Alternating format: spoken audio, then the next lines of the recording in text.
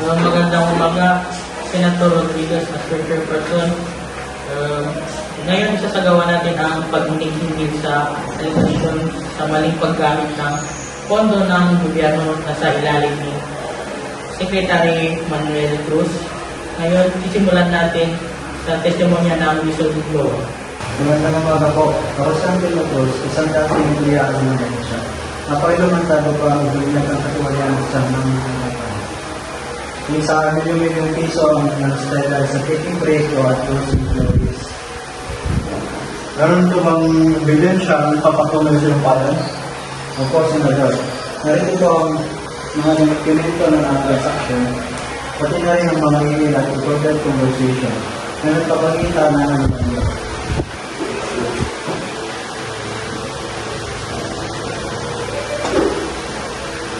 Secretary Ravina, paano may papaliwanag ang allegation na ito? Ang mga talatang ito ay walang masama. Ang aming inisyal ay susunod sa proseso at wala sa Kung gayon, paano baliwanag ang mga transaksyon ng mga kumpanyang hindi illegal? At bakit may mga lumalabas na pangalan ng mga taong patay na paraan ng pangalan ko? Ang aming kliyente ay walang kinalaman sa sinasabing katiwalian. Maaari itong resulta ng pagkakamali sa records o isang paninira laban sa kanya. Senador, anong mensahe nais mong iparating sa publiko tungkol sa investigasyon ito?